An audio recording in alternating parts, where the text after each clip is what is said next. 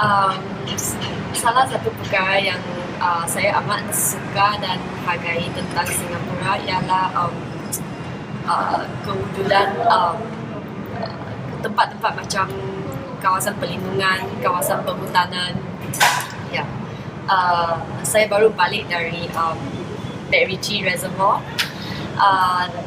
Sebab saya sudah sakit selama 1 minggu dan lepas pergi ke MacRitchie Reservoir, saya rasa lebih baik, lepas senam-senam, lepas berhirup udara yang segar, ya, dan lepas tu saya masih ada tenaga dan masa untuk pergi ke Orchard untuk shopping.